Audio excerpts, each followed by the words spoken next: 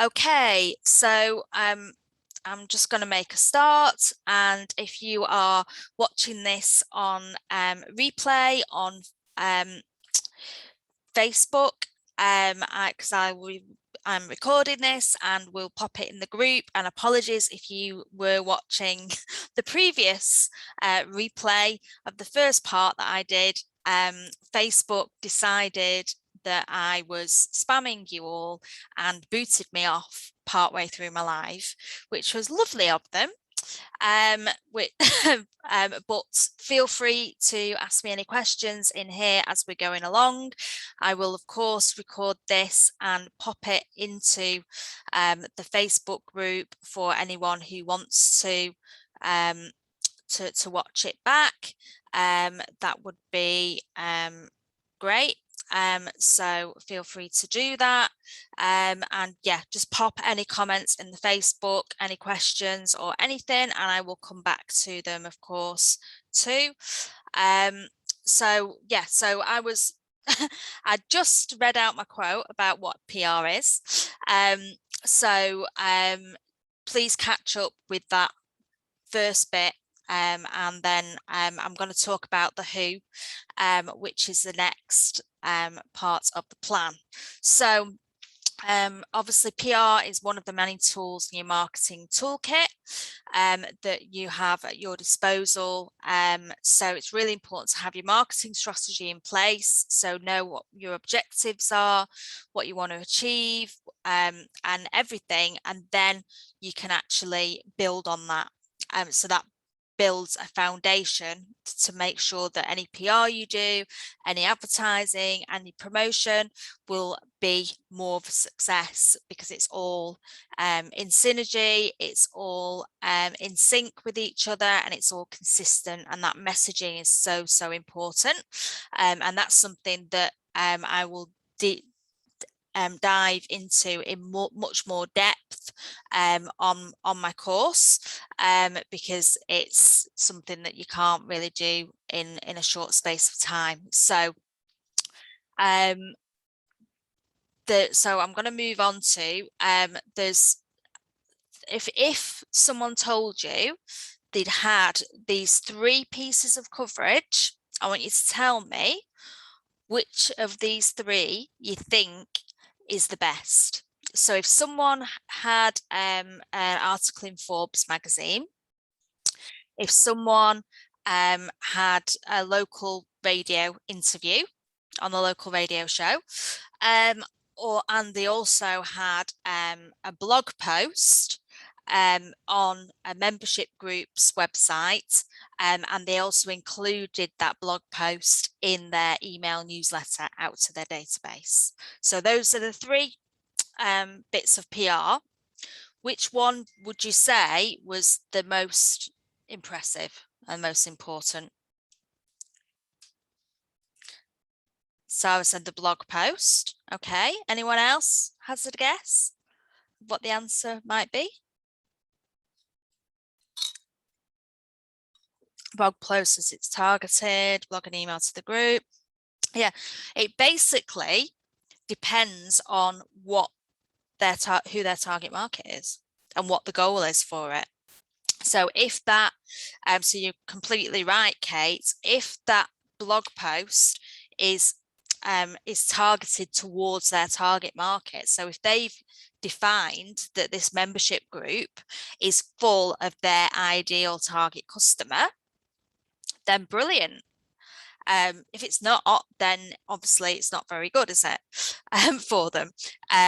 Similarly, if their target market is business people and they're on a national level, and maybe their goal for PR isn't to necessarily drive sales, maybe their goal for PR is to raise their profile of the business in business press, perhaps so that they can then look to sell their business. Maybe that is one of their objectives, and they want to make their business more attractive to be sold, in which case then Forbes might be the one, or the local radio interview if their business is very community driven and is very, very niche in terms of the geographical area, and their listeners for this station are their target market, then brilliant.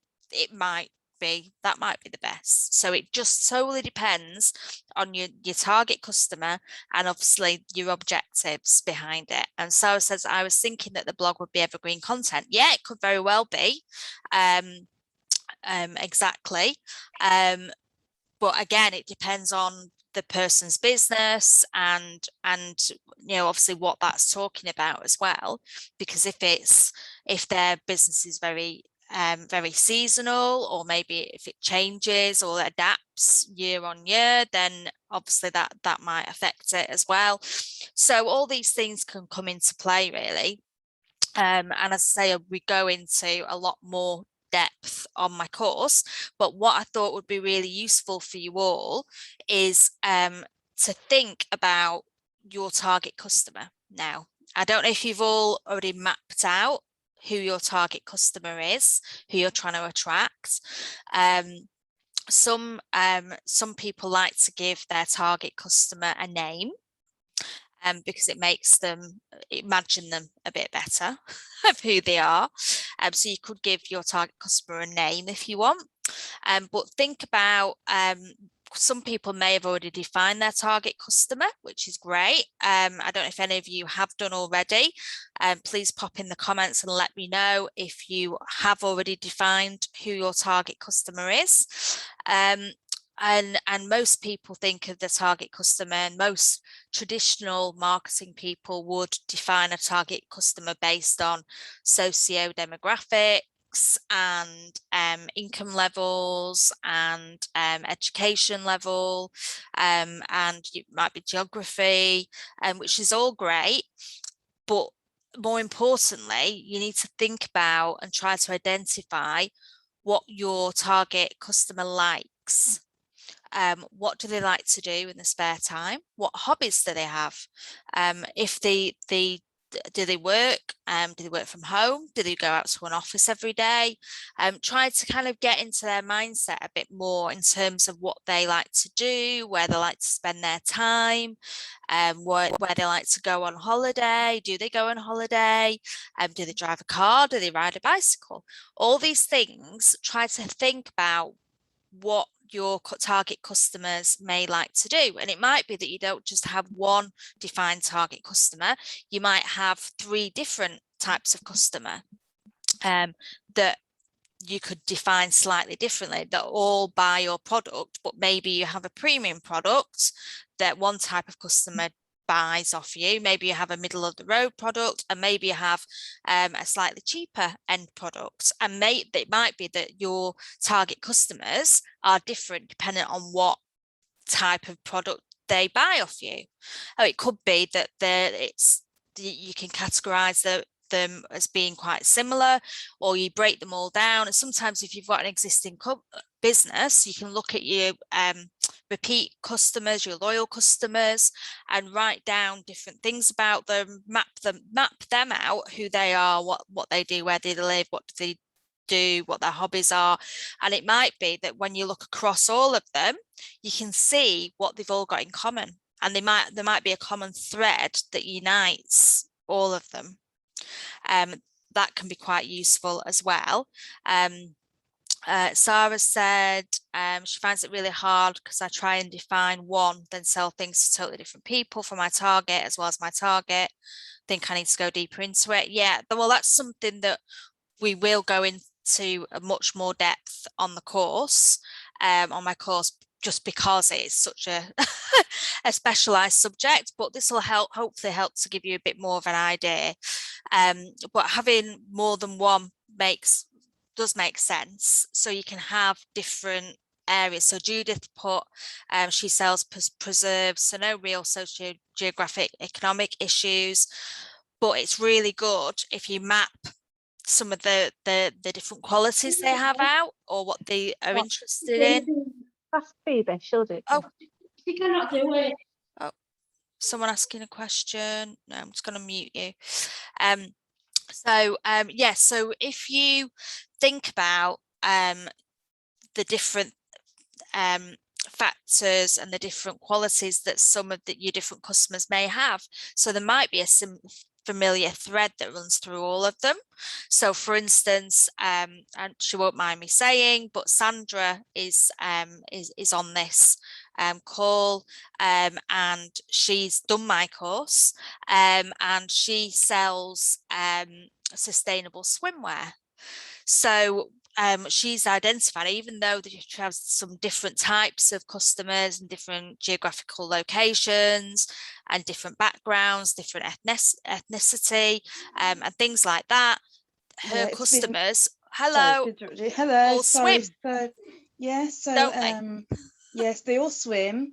They all swim things like you got me looking into. I got looked into like, should they swim 3 times a week? They're all into sustainability, ethical. They're passionate about ethical things. I looked into who they follow on Instagram, the things they read, the things they look at. So I've got, I can hang out where they are. So Yeah, that's what I've been doing. And I've just been interviewed in next month's Outdoor Swimmers magazine, which I did since knowing you. And that's the biggest outdoor swimming magazine in the UK. And it's just been great working with you and defining who they are, which I struggled with before, and where they were. So brilliant. Thanks, Sandra. Thanks for sharing that. I appreciate it. And you've been amazing to work with as well. And I'm so proud of you that you've implemented all the things from the course, and you were implementing them straight away as you went along, which is why you've had such amazing results.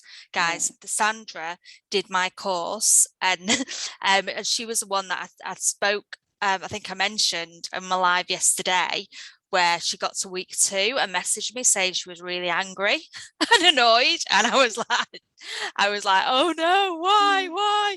And then she told me it's because she'd wasted so many years and so much Yeah. money with other people and other experts.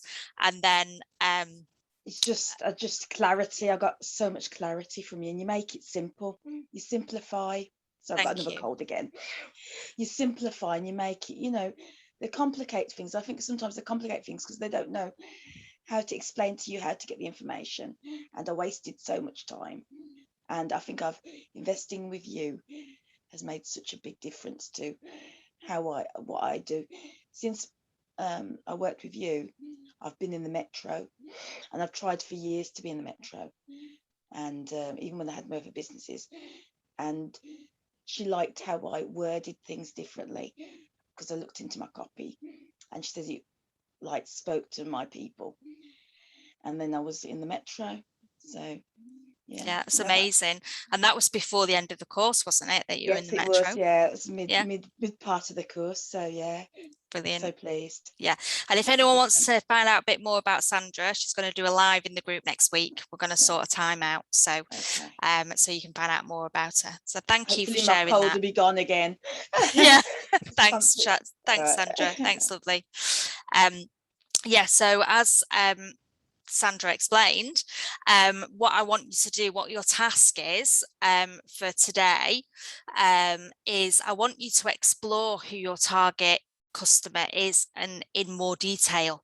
So instead of necessarily, obviously, if they're in a particular geographical area, so I don't know, Judith, whether yours are all within a certain distance of where you work from, or whether you ship out, or whether you've got also whether you've got trade purchasers and customers. So if you might be selling business to business or business to consumer. So that's a difference as well. And I also teach how you talk differently to those.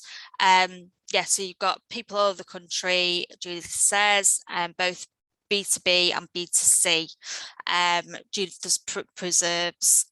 Yeah, so this is it. So you need to have almost your target customer defined for your B2B and also your B2C.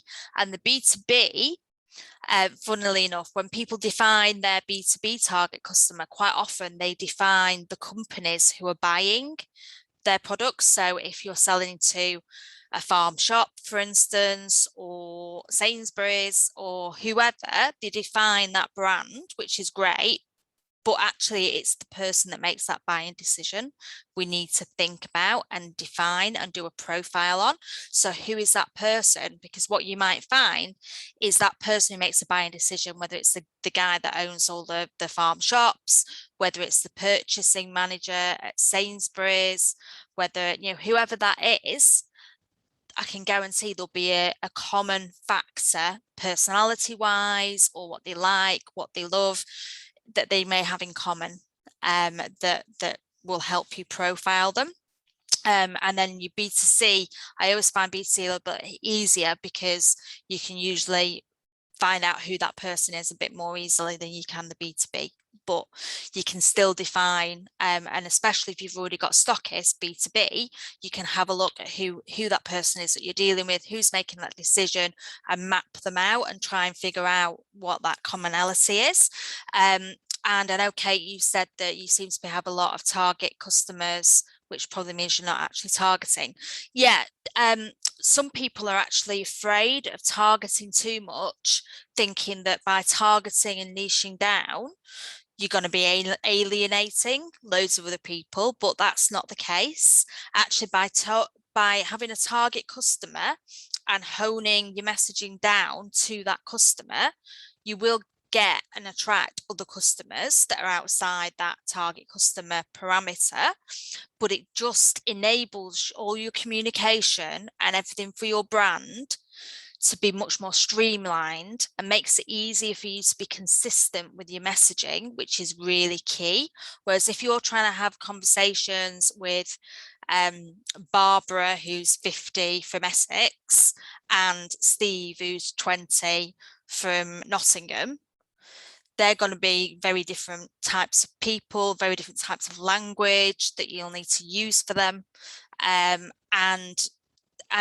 therefore then your communications in the public domain on social media or wherever else will be a little bit disjointed and won't be focused and honed to suit your brand. So actually, by clearly defining a target customer you are aiming for, and one area, so say if you've got 10 very different customers that you sell to, have a look which one actually spends the most money with you, or which one you has the highest profit margins for you, or whatever else. So that can be a way of deciding who you're going to hone in for, so you get more of that one, which will actually then boost your business a bit more. Whereas the other ones will still come, but your language will attract that niche customer. Hopefully that makes a bit of sense. So the task that I want you to think about is who this target customer is. So whether you need to do a bit of research for your homework today, whether it's a case of thinking, oh, my target customer is probably someone who, just to use Sandra's example, is probably someone that likes swimming, for instance. Well, then you could go on your social media, use the hashtag swimming, have a look, see who you think fits looks from their Instagram feed, your Pinterest feed, your Facebook feed, who might fit your customer parameter. So that's one way to go about it. You can look on social media and search hashtags and see who's posting different things. And it might be that you already know that your target customer is a certain age, perhaps. And so that age range, you'll go into Google and search what social media does this age range use, and then it will tell you which ones are used by which ages, and therefore you might decide, actually, instead of doing all my marketing, my communication across multiple channels, I can hone it in the one channel that they're all using. But also while you're doing that, I want you to be mindful about obviously who they are, and think about what they do, what they like, those things, but also what media do they consume. So think about, yeah, you can find out what social media channels they're using and things, and we go through that on the course. But once you've thought about who they are, think about how do they consume media? So do they watch TV? Have they got a Netflix subscription? Are they posting on the social media what Netflix programs are watching? Do they read the newspaper? So for instance, do they commute to the office every day and therefore read the Metro on the train? Or do they listen to podcasts? Or do they, are there certain websites that they get the content from? If they're on Facebook, is that how they get the news, from on Facebook? Or do you think they watch the BBC News in the morning while they're having the breakfast? They listen to Radio 2 in the car. And if you're unsure and you've got quite a lot of customers, existing customers who are out there who are active on social media and things like that, ask them, do a little poll on Facebook and say, I'm just doing a bit of a survey. What do you like doing when you're in the car? Do you like listening to podcasts? Or what do you like to do when you commute to the office on the train or the tram? Do you like listening to podcasts? Do you like reading the newspaper? Because obviously you can't ask them that while they're driving the car. But that kind of thing. So you can do little polls if you're unsure and try to find out what media they're consuming, because this information will really help you in thinking about where you need to be. And that's what we're going to look at in tomorrow's session. We're going to look at the where and the how. So I want you to look for your challenge today is to post in the thread that I'll pop in the group, the who. So who is your target customer? And if you've got a few different ones, feel free to just hone in on one segment or one sector, one target customer. So feel free to say, just focus in on a premium customer perhaps, or a one group. So if you do B2B and B2C like Judith, then feel free to just focus on your B2C if that's easier at this stage. So just give me an example of who for your target customer, and a little bit about what they do, what they like, if they read. You know, it could be someone that reads books, loves books, but do they read them on the Kindle? Or do they read actual proper paper books? There'll be a difference. Sarah says, looking forward to getting into this, should be interesting. Yeah, it is really interesting. And you can do some fun polls on your social media. So you can just outright ask people, where did they get the news? Did they read the newspaper anymore? Did they read online? If they read online, what did they read online? Or what are their favorite things at the moment on TV? Because even if, because I had someone the other day say, well, I was chatting to, because I said, find out what programs they like to watch on TV. And they're like, oh, well, yeah, but we've not got a budget to advertise on TV. And I said, yeah, I know, but it's useful for you to know what they are watching on TV, because then you'll know what they're interested in. And if, for instance, you know, they're your target market, a massive Killing Eve fans, and the big episode, the final episode is on that night, then you know that your target market are going to be watching Killing Eve that night. So you could actually start those conversations on social media the following day about what happened on their favorite program. So for instance, I saw a post, one of my friends who runs a membership group on Facebook, I won't name her, but she put in her feed the other day, just catching up with Gogglebox, and what the hell was that with that duck? Because she knows that a lot of her target market in her target membership group are like her. And if she's watching Gogglebox, the odds are her target market will have watched Gogglebox as well. So she can comment on that, and immediately loads of people will comment, and because they've all watched it. So it's just things like that. If you get under the skin of your target customer, so you learn what they like, then it just makes your life a bit easier. Because especially if you know the massive, say you've got a product and your target market are massively into sci-fi, well, then if you've got an advertising campaign you're doing, you can do some slogans for that. If you have, if you're doing PR, then you might know that there's a Comic-Con coming to your local area. So it's going to be full of all your target market. So what could you do PR wise to get in front of them at that event? Or could you speak to the organisers to get included in their newsletter? Or on their social media? Could you do a social media takeover of their Facebook group for their membership, or whatever it is?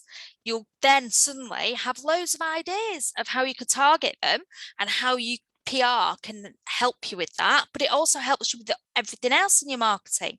And this is why it's so vital to have your marketing in place in order to do your PR, and vice versa. You can't do PR without your marketing. And this is why I teach, so that it's all as one and it's all harmonious and the synergy with it. So yeah, so I'm really excited. I could talk about this all day, as Sandra knows. I could just go on and on and on and on about PR marketing. So I won't throw any more information at you, but feel free to ask me any questions now or in the group.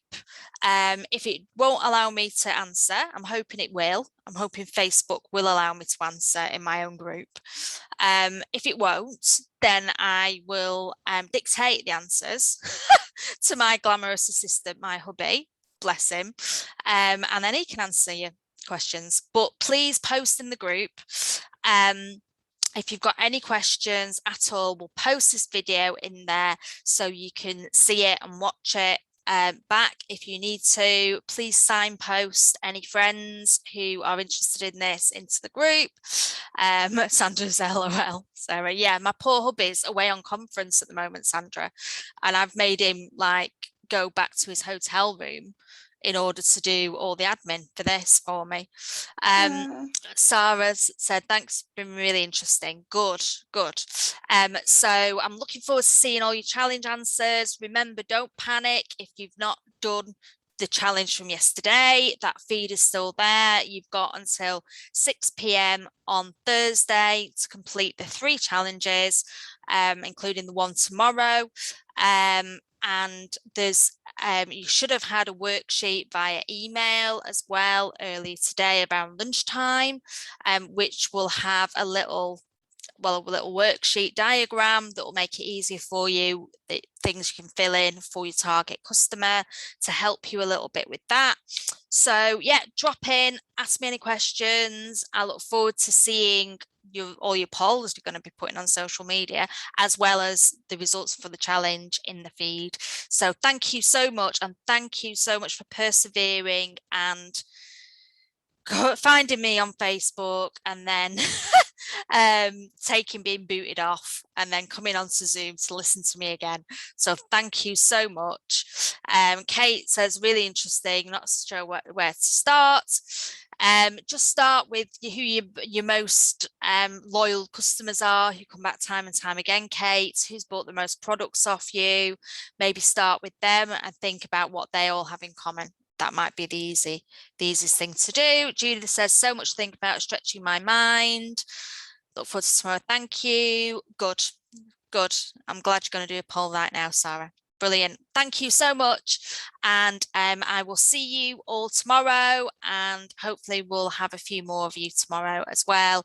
And remember, there's prizes to be won as well. There's 3 prizes. So please get interacting in the group. Okay. Thank you. Bye. Have a nice evening.